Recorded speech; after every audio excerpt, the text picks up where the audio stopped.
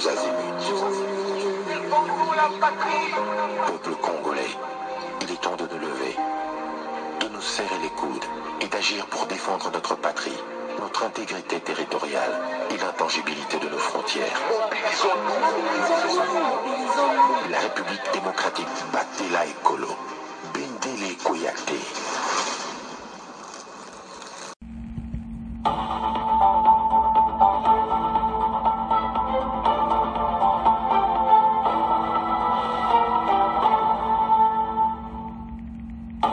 Bonsoir, bonsoir, bonjour.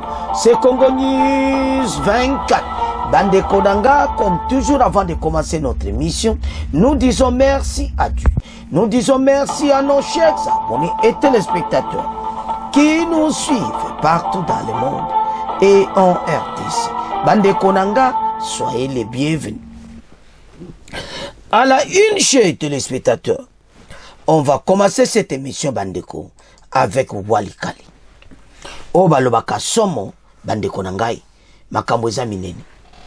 Kagame ses hommes, bakite pona nini mbangu, bakimaki a débandade, boko yoka émission oyo, ndenge nini bapakateke mbangu mutuma, partir à Walikali, a expliqué ndeni ba bombardement et kimisi armée rwandaise. Tous à la connecter. Deuxième point, chez téléspectateurs. Oh, balobake yindi, Trump, Fachi, bientôt la signature. Donc, conseiller na yende bolanda qui une émission elegaki, et maintenant la nouvelle comme très sûr, était signature les autres à la bientôt. Et puis de l'autre côté, Kota Kagame, porte-parole rwandais, est décédé. Talandenge bazako sila. Tata Oyo, Mawate, maladité, balobi au crise cardiaque, boti ko kosabatuko. Alors, match za moboulou, bon comprendre que la diplomatie offensive est à kosala. Tous à la connecter. Chers téléspectateurs, émission na bise bandi et committant sur la masolo ya mboka. Bandeko, toko bande émission na biso avec Walikali. Jusque là, kako, voilà, biso to retiré, biso mo, tout ça, maintenant, confirmation, bimi. Ba, koma ki na situation difficile. Ba, leka ba bani ko bombarder l'aéroport, ba bomba soda montou l'aéroport, ba bani ko bombarder partout. Armée rwandaise a comme en difficulté. Alors, au balwakan débandade, ils ont pris la fuite. Les nouvelles Oyo, Eza Bokoyoka, un habitant de Walikali. Parce que ce qu'ils ont répliqué ça déjà, pourquoi ils ont la brusque? Parce qu'ils ont préparé. Alors, na Boutouana, a lui ba mona ki bango. Mais ba comprendre dès le matin, ba toana tout. Parce que na Boutouana, bitumbeze ko salama. Ba wazalendo bazaler nyonso pi ba bombardement sukoi na ba drone bango moko to armée rwandaise ba funda ki bazo bombarder biso na Walikale et tout ça. Suite à ces bombardements, les hommes de Kagame ont pris fuite. Donc, place aux alaki, pakataka gamba onka kotoza. O balobaka mutuna nzela na ye. Parce que bon comprendre que ba bomba suko eza kokita. Et puis ba drone CH4 eza kokita. C'est ça l'auto-oloba. Ce qui va sala ki makambo na ba rumangabo et tout ça. Ya son otala. Ba généraux complets ba teki bisomboka. Ya on faut ba zakana ba prison. Voilà. Parce que beaucoup yo katokotie la bino. Alobi ke ba comprendre ti. Donc so muta alobi ke na butu to mona ki ba on atongo to comprendre ti. Et ça tia wakamo sakana ti. Wana peuple. FARDC soit confirmant très bien qu'ils étaient en difficulté suite à nos bombardements. Yasukoi, baza obligé de quitter. est une bonne nouvelle pour l'armée. Il y a un tiers de Mukonzamboka. Solde wana, tolito mona changement $500 basoda au fond. mokili eza kobanga mais Kagame afuta à $500 ya nto sabino et les pays changent mais makambo ndenge ezo changer na mboka oyo ezosenga ke biso nyonso comprendre la dynamique nango parce que les ennemis de la paix balingi mboka oyo ebonga te. Les ennemis de la paix balinga baza sima Kagame comme ça désolé ezaka na mboka après balu le pays est en crise bayana basango autour de la table on leur donne la signature badjiba poste échec total. Alors bateau yo ils ont pris fuite à Walikale. Bandeko, pourquoi Walikale décision à makasi à bombarder très intense? Parce que ça ouvre la route à Kisangani. Et puis nzela Kisangani balobi est très propre. Donc bakare ko rouler ba kilomètre to kama bitumba na quelques jours de comme Kisangani. Yango te effacer yango. Et puis faire de sa zotia base na Walikale. Ya force. Lero bazo kitsa biloko bazo bongsa aéroport ba bombarda ki biloko bana ko kita. To tia base moko makasi na Walikale pour freiner cet ennemi. Pourquoi? Chers téléspectateurs, Kagame n'écoute que les armes. Ce qui se passe à Doha, oui, toujours souhaité qu'il est bien. Mais quand on connaît Kagame, on sait qu'il est Kosuka Kamabe, à Osala Kabo. Bandeko azo continue koboma. Naba FDLR na ye, naba Sola Lokuta, ba ministre affaires étrangères na oyo porte-parole à gouvernement na bango bandeko. Porte-parole abela kita, mais bokoyo ka toujours na des impôts. Kagame dans une situation oyo azo koka ko s'en sortir te. À Doha, diplomatie offensive, tout ça comme menango partout. Alors, à comme une défaite partout, à tel point que maintenant ça va Sukhoi et Salibango Bienti. Ils ont quitté. Et puis, Bakozonga Souali qualité, je vous assure. Guerre yo, nandenge zokende, toujours prévoir ma kamebele. Parce qu'on connaît les messieurs. Et le professeur Chibango, quand il lui donne la main, il prend les bras. Donc, Azane Moutoyo, Azamutumabi. Alors, Banamboka. Tant au la dossier. Non. Et comme étant, Congolais, unissons-nous derrière nos forces armées. Oyo ba comme la puissance, ba comme on 500 balles na bango, ba comme à l'aise, passe baza ko zwati. Ndeko moi lui pourquoi il faut boloba yango. Mais tango baza ko zwa yango ti. Kaka na émission bozo tuna biso. Hein? Ndeko wana lui pourquoi bozo lobela makama salaire wa et tout ça. Oh. Mais tant que bazako zongo te bozako lo banabiso que voilà armée za mawatro bazo futa armée te bozo kansani so ba futa batuti mbongo za te mbongo ya muke tout ça ya Kagame bazo bala rebeli omoni machango malembe tozo koma la vérité et yaka malembe le kutande kenaki mbango na EDC. Et maintenant, le gouvernement a prouvé Bissou était basé pour le peuple. Alors, total. Suite au bombardement de Sukhoi et drone, RDF 123 a pris fuite à Walikale. Walikale entre centre au mai de FARDC après le retrait de AFC 123. En RDC, Walikale centre est repassé aux mains des FARDC depuis mercredi. Cette localité chef-lieu du territoire de Walikale, dans le nord Kivu, compte de 60 000 habitants. Elle mène vers Kisangani, capitale de la province de la Tchopo, située à 400 km plus au nord. L'armée a repris le contrôle après le retrait de AFC 123 soutenu par le Rwanda. Ce groupe s'était emparé de la localité il y a 2 semaines. Selon un témoin sur place, le retrait des combattants AFC 123 Centre aurait débuté mercredi matin en direction de Goma, plus à l'est, sans qu'ils sachent exactement pourquoi ils étaient en train de se retirer. De cette localité, les habitants de Walikale Centre ont finalement constaté qu'aucun élément rebelle n'était visible aux principaux points qu'il occupait dans la cité. C'est mercredi que nous avons constaté qu'il n'était plus là. Raconte un habitant et ajouté, nous avons sillonné toutes les positions, nous avons trouvé réellement qu'il était déjà parti. Là vraiment, on ne saura pas expliquer parce que nul ne savait qu'il devait partir. Donc bateau bazokosa suite à bombardement boyokawa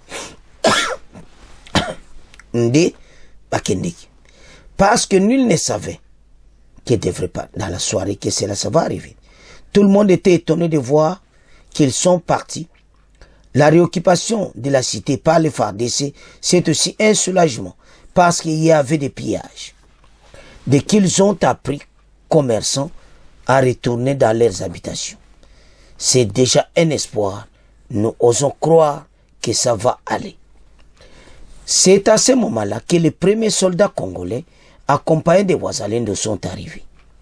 Ils ont été rejoints d'autres éléments de FARDC ce jeudi. Ils ne sont plus là, a confirmé le porte-parole de FARDC, le général Sylvain Kenge évoquant le 1-23 suite au bombardement de l'aéroport de Walikale il y a une semaine. Bombardement Zaki Makasi Bandeko. L'encerclement par les FARDC de l'aérodrome de Walikale, parce que comment c'est une situation difficile. Encerclement de Wazalendo, ils ont décroché et se sont en route vers le Massissi. Est-il expliqué en assurant que cette cité charnière, aux mains de M23 appuyée par le Rwanda, depuis le 17 mars dernier, est désormais sous contrôle de l'armée congolaise. Bandeko makambo examinene. Bozo monandeni armée na biso, bazo travailler na force. L'ennemi a ça de bandade. Encore registré. Tout ce gagne guerre oyo. Tolanda extrait oyo. Bon, auto développer ma soul. Les habitants de Walikale ont été surpris mercredi de voir les rues vides de toute présence de combattants de l'AFC M23 portant sur les positions la veille. Témoignage d'un habitant de Walikale qui est parvenu à quitter la cité et se rendre à un endroit où il y avait du réseau. Il a requis l'anonymat pour des raisons de sécurité. Mais c'est mercredi que nous avons constaté qu'ils n'étaient plus là-bas. Nous avons sillonné toutes leurs positions, nous avons trouvé réellement qu'ils étaient déjà partis. Là, vraiment, on ne saura pas expliquer parce que nul ne savait qu'ils devaient partir. Parce que tard dans la soirée, ils étaient à côté de l'hôpital. Ils étaient dans leur mouvement habituel. On ne savait pas qu'ils devaient quitter. Tout le monde était étonné de voir qu'ils sont déjà partis. La récupération de la cité par les FARDC, c'est aussi un soulagement parce qu'il y avait des pillages. Dès qu'ils ont appris que les rebelles sont retirés, ils sont rentrés pour réoccuper la cité de Walikale. Les gens commencent à retourner dans leur habitation. C'est déjà un espoir, nous osons croire que ça va aller. Que s'est-il passé? Pourquoi ce retrait? Bombardement de l'aérodrome de Walikale il y a une semaine, encerclement par les FARDC et harcèlement des Wazalendo. Le porte-parole de l'armée congolaise assure qu'ils ont décroché suite à la pression exercée sur eux. Mais du côté du mouvement rebelle, des sources évoquaient un retrait imminent de Walikale Centre, présenté comme un geste de bonne volonté, dans le cadre de négociations directes avec Kinshasa, qui pourraient avoir lieu à Doha où les deux parties étaient déjà représentées la semaine dernière. Bandeko tolandi biso nyonso. Tango toloba que il fallait pression ya boui. C'est ça que armée na biso bazanga ki liboso. Yango tina toloba ki ba généraux ana tout bateka ki mboka. Ba ko zonga lisuite na ba position na ba. Toujours féliciter 34e région militaire au bazana Walikale. To féliciter le nouveau chef d'état-major. Que vraiment c'est comme ça, Bolandi peuple yemoko alobi. Que ça va aller. Bandima ki teke ba okende. Général Kenga a expliqué comment va bombarder l'aéroport, comment va encercler ki Walikale Centre, comment bato ba comment ki sur na mouvement te ba mona ki liwa yango yo. Moisa ya sasa. Boya ki nzela moko, bo palanga ni ba nzela sambo. Et en fuite vers Massissi. Kuna na Massissi. APL CCRS Wazalendo bazozela bino. Toko tika bango tranquillité tant qu'ils sont en train d'occuper nos territoires. les Wazalendo balobi bako tika bango à l'est. Ba continuer ko bombarder bango jusqu'à ce que ba koma na situation moko bakangami. Bandeko yango to lobaki était armée fait à la boue. Armée sur ba condition nyo Césaré ni beaucoup mona force ko sakanate.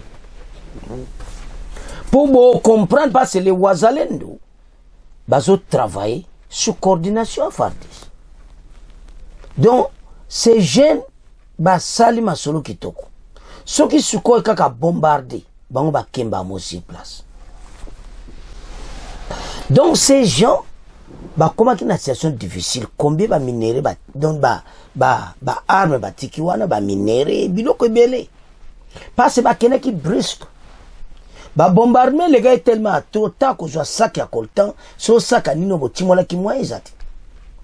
Ceux qui baza oser la carte momo bodo moi cause les ati, tout etikali. Frère de s'est récupéré biloko baramboka. Voilà ce qui s'était passé. Mais ils sont en train de mentir, voilà tout quitter Bissomoko et vous écoutez tout ça. Et un Congolais a rapporté ma Kambouya Batou. Ce ne sont pas des Congolais. Comment yo journalistes ont rapporté ma Kamba Batou yo bazo boma bandekona yo. Et ça possible était ça ne se fait même na Ukraine na comme on a journaliste mota Ukraine azo côté la Russie. Jamais. Kaka na mboka na biso. Alors, sur ce, bazo benga biso ke bino boza bazoba. Comment baza ko attaquer wa bomba ndekona bino au lieu de vous unir, boza séparer. Boka solité soit disant les partis politiques, soit disant nga boyena boy. Oh, soit disant Fatio Berer, tout ça. Non. Boka soni. Et sa propriété, parce que, et comme il tente de défendre Mboka, il faut tout ça ensemble. Alors, bande ko tiki, point ya walikali na maboko na binoto, comment kenina, oye yindi, il y a Donald Trump, il y a signature bientôt, na oyo, porte-parole Rwanda Koufi, metozo yana. Toko banda, avec makamba minere oyo. Bande ko, ezalaki lokola, lisolo, mais comme réalité, tant que conseiller na ya yawa, a confirmé. Beaucoup yuka wana audio moko tokotia, ba confirmé ete bazbandi pena ba processus ya accord. Pe ba kusiyango le plus tôt possible. Tant que kaba nouvelle kitoko bolé ki yo sepela, ba musuba vimbi, c'est que za muta AFC 23. Parce que bango ba lingi wanati. Bango ba ebeke tala oye fachaza très sage. Bandeko tala ndinga même akoro ko eza ko éliminer makambo ebele. Et puis ekoti ba misala na Nord Kivu na Sud Kivu. Tika bazwa basala ba hygiène congolais jwa musala. Et puis depuis ba kozongo felete ba bia kora ba milliards de dollars. Ba ko pesa RDC mbongo. Et sur ce ba ko yokana pesa armée ndenge nini ba kozala lès pona ko tia sécurité. Siko soko américain me côté là on a le côté là. Ce qui réussit. Voilà la fin de l'aventure de Kagame et c'est 1-23, la fin de PPRD et c'est 1-23. Donc PPRD m'a ici parce que Bango doit diriger 1-23. Tout va diriger 1-23 va ta PPRD. Va boycotter l'élection, va kéma bon na sali milice. Voilà ce qui s'était passé. Et maintenant, à Koroyo et Bouki Bango Makolo. Bazoe beloka kulobati, bazoe beloka kusalati, et les messieurs assis sur l'an Fatimba Mwaki. Bamususo baluka ki yeso ndeni nesimiti. To accord izozala imminent. Comme ça, est wana masole tambola. Voilà comment diplomatie offensive est tambola. Totam. Et Yindi, Trump fait bientôt la signature. La fin de l'aventure de RDF 1-23 de Kagame et AFC de PPRD. Donc, PPRD passe mi batu kuna ba batu na bango de PPRD nanga. Donc bazana problème sérieux. Ba comme na situation mona zoe bate loni akosala. Passe ba du échec. Armée mon côté ko résister na ba américain à l'est. Scientiro eza scientir mozo benda ba américain makasi yemo ka lobi des milliards de dollars. Donc a koki jamais kozonga sima passe makambo za kitoko. Ba saki wana oleke kenda ka brut extraction nyonso monosala na RDC ba congolais ba kozwa misala. Osomona mais ba appareil électronique ba biloko ebele to monosala ngona RDC. Ba compagnie américaine bazo ya kovanda. Parce ba chinois bazo kota Katanga, ba américain bazo kota est. C'est la tranquillité. Peuple a vaqué librement na occupation. Peuple a réjoui. Bon mengo mboka na ye. Ba sepe là. Voilà. Alors, tolanda extrait oyo. Bongo to avance. Les États-Unis réaffirment leur engagement à mettre fin au conflit en RDC. C'est ce qu'a annoncé le conseiller principal du président américain pour l'Afrique à l'issue des échanges avec Félix Tshisekedi hier jeudi à la cité de l'Union africaine à Kinshasa. Massad Boulos était accompagné de Corinne Sanders, secrétaire d'État adjointe pour les affaires africaines, et de Dan Dunham, directeur du Conseil national de sécurité pour l'Afrique.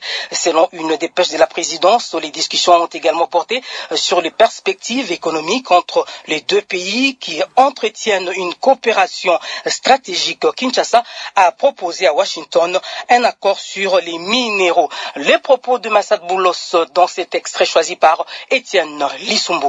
Vous avez entendu parler d'un accord sur les minéraux. Nous avons pris connaissance de la proposition de la RDC et je suis heureux d'annoncer que le président et moi avons convenu d'une voie à suivre pour son élaboration. Je me réjouis de collaborer avec le président et son équipe pour établir une relation plus profonde qui profite le peuple congolais et le peuple américain.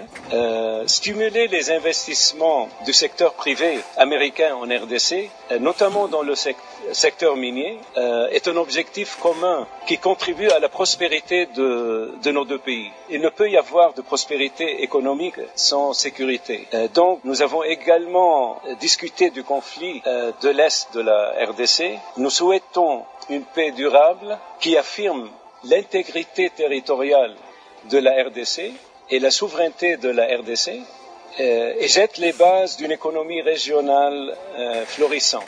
Cette relation présente un grand potentiel et nous apprécions l'occasion de discuter de la voie à suivre avec nos homologues ici à Kinshasa. Andeko Bolandi, donc baza satisfait que makambo za ko avancer na nzela malamu. Tant ya zolo ba clair mettre la voie ezo mema na nzela yango. Donc makambo sili na. Na éviter nani a yesu ko konti ko ila biso ba information lokuta. Kéo Boyko toi yaza conseiller na ya matière Afrique. Ayena service à renseignement. Ayena adjoint na ye. Ça dit toute une équipe. Pour battre la situation très bien. Parce que baza ko s'engager na makambo wa milliards de dollars nde yemo kwalo. Omoni place to gagner makambo. Benemi baza bena baza bouger. Baza mal à l'aise, baza troublé, baza batelo wakosa. Alors, oh tout nizani, to féliciter gouvernement ba idée bien. Congolais na zaki na boulot kuti ke fatia sala ba akora. Ezala kiti, mais akora ne banana ngo bandaka. Mais ba réactiver. Trampata la corba et sali kitoko. Albite akora fona landa. Yangwana tini mutu nai. Alors, bino sko bobo linga mboka te, bo comprendre que ba minere comme ça la makamtuna est, ba congolais ba jimi sala mabe wapi. L'accord bientôt. En tout cas, to wumisate parce que congolais nyonso ayebi ce qui se passe. Maintenant, tozo kenena problème ya Rwanda. Bandeko Kagame ba to batu basaka okufa. porte-parole to pesanete muyaya adjoint na yesiku to bo comprendre que porte-parole à gouvernement par le bakana makamna bisomini. Bon, il y a une situation difficile au Rwanda. Les lignes bougent déjà, mais il y a pour aller éliminer. Mais et l'autre de ça la passe ça qui passe bana ne baza azana bana ba obombata bana wana ba koloba papa na bisa kufini na crise cardiaque. Publicité monene boy boja bana bo masquerade bango bare bango mais bana wana un jour ba ko bimali banda Rwanda bako témoigner que babomaye papa na ba extermination eza régime moko mabe baza ko boma ndenge balingi alors bata boy ba voisin pour ce moment qui toza un voisin moko très dangereux a éliminé complètement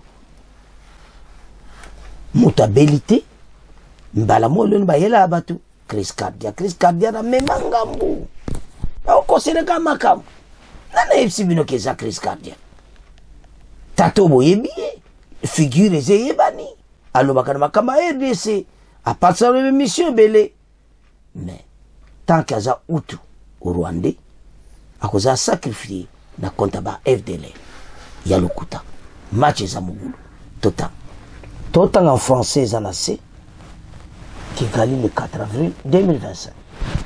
Nous avons la profonde tristesse d'annoncer le décès de notre collègue Alain Ralinda, porte-parole du gouvernement adjoint, survenu à l'hôpital KFH des suites d'une crise cardiaque. Le gouvernement du Rwanda présente ses sincères condoléances à sa famille, ses proches et tous ceux qui l'ont eu l'honneur de travailler à ses côtés. Tata Oyo, baza bato baza na ba blessure.